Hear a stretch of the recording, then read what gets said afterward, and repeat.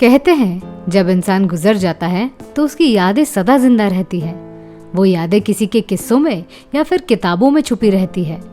पर दुनिया में कुछ हस्तियां वो भी हैं जिनके नाम के साथ साथ काम को भी जमाने ने भुला दिया है ना। कितनी दुख की बात। आज मैं Anamika biography and real life story इस चैनल पर सुनाने वाली हूँ उस शख्स की कहानी जिनका नाम लेते ही फिल्म की अच्छी खासी जानकारी रखने वाले शख्स भी बोलेंगे, कौन है किशोर साहू।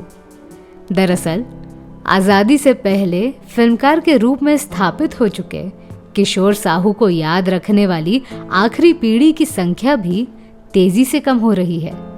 हालांकि किशोर साहू उन महान फिल्मकारों में थे जिन्होंने साहित्य रचते हुए फिल्में भी बनाई और उन फिल्मों से हिंदी साहित्यकारों को भी जोड़ा। ये बात अलग है कि उनकी फिल्मों को याद कर लिया जाता है, लेकिन उनके साहित्यिक योगदान पर चर्चा कभी नहीं हुई।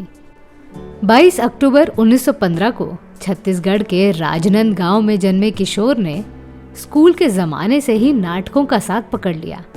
नाटकों की दुनिया में प्रवेश लेने के बाद उन्हें लगता था कि वे अभिनय करने के लिए ही पैदा हुए हैं।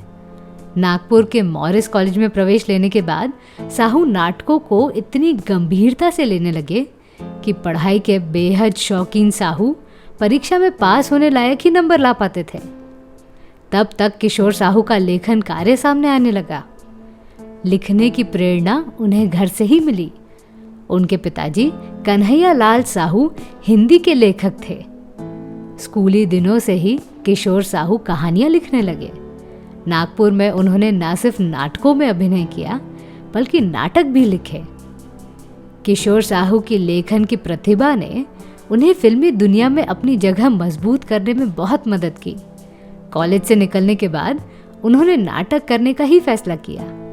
इस बीच सुंदर और प्रभावशाली साहू को उनके दोस्तों ने राय दी कि वो मुंबई जाकर फिल्मों में भाग्य आजमाए। उन्होंने मुंबई का रुख किया। दूसरे बहुत से लोगों की तरह साहू को भी काम ढूंढने के लिए कड़ा संघर्ष करना पड़ा।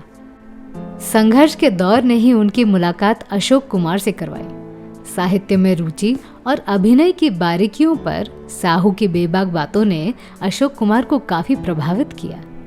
अशोक कुमार की सिफारिश पर बॉम्बे टॉकीज के मालिक हिमांशु रॉय साहू से मिलने के लिए राजी हो गए और इस मुलाकात के बाद साहू की किस्मत बदल गई। हिमांशु राय ने साहू को अपनी फिल्म जीवन प्रभात 1938 में हीरो का रोल दे दिया। साहू की नायिका थी हिमांशु रॉय की पत्नी देविका रानी। किशोर साहू की पहली ही फिल्म हिट हो गई। इस फिल्म में साहू ने एक रईस जमींदार के बेटे का रोल निभाया था। वो कुछ ऐसा करना चाहते थे जिससे उनके अंदर के कलाकार को संतुष्टि मिल सके, लेकिन किसी कलाकार की संतुष्टि के लिए कोई प्रोड्यूसर अपना पैसा क्यों खर्च करेगा। इस बात का एहसास किशोर साहू को फिल्म हिट होने के बाद जल्दी हो गया। उनके सामने एक ही रास्ता था कि वे अपने ख्वाहिश को पूरा करने के लिए वे खुद ही फिल्में बनाए, मगर उनके हालात ऐसे नहीं थे। साहू वापस नागपुर लौट गए और लेखन में जुट गए। तभी उनके मुंबई के अनुभवों की खबर पाकर उनके दोस्त द्वारकादास डागा उनसे मिलने आ पहुंचे। वो लखपति व्यवसायी थे। मुंबई में उनके भाई का अपना व्यवसाय था। साहू ने डागा को बताया कि अपनी मर्जी की फिल्म में काम किए बिना उन्हें संतुष्टि नहीं मिल सकती और ऐसा करने के लिए उन्हें अपनी फिल्म कंपनी खोलनी होगी, जिसकी हैसियत उनमें नहीं है।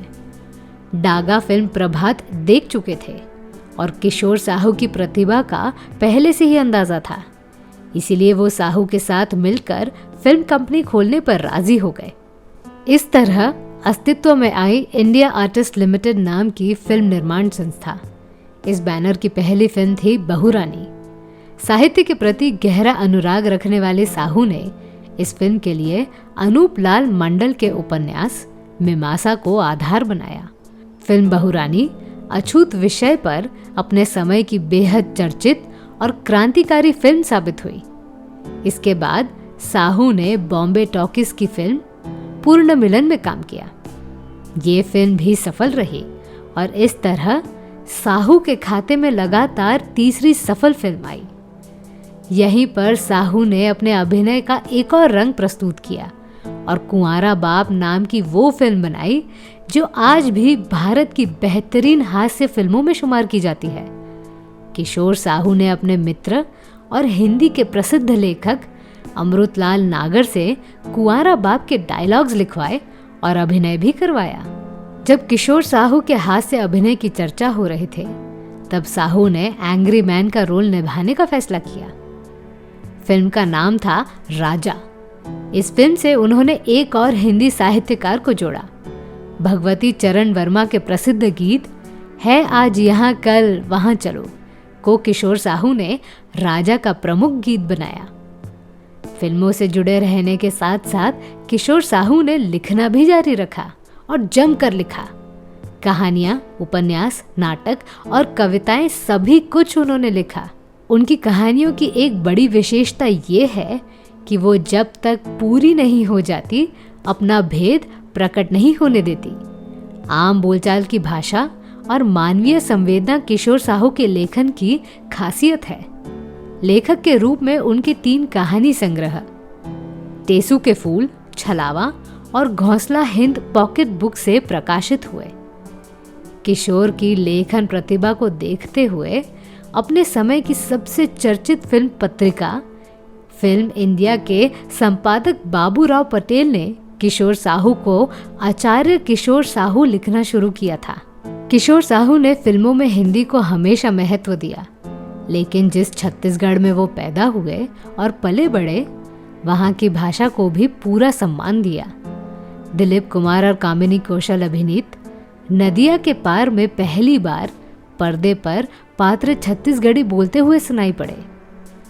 हेलमेट, काली घटा, साजन, सिंदूर और वीर कुणाल सहित किशोर साहू ने करीब 22 फिल्मों का निर्देशन किया।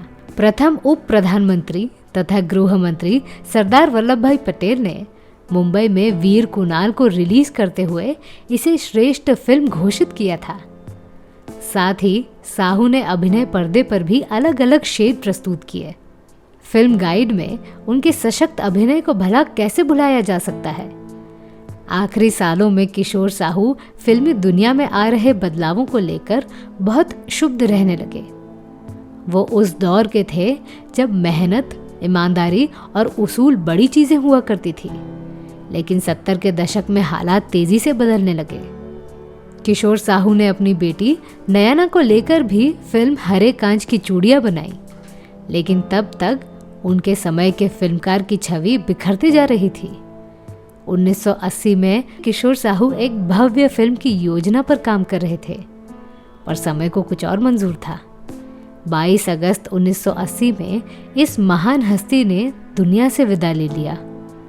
तो मैं थी आपकी अनामिका। मेरी सुनाई हुई कहानी आपको कैसी लगी, ये हमें कमेंट सेक्शन में ज़रूर बताइएगा और हमारे channel biography and real life stories को सब्सक्राइब करना न भूलें।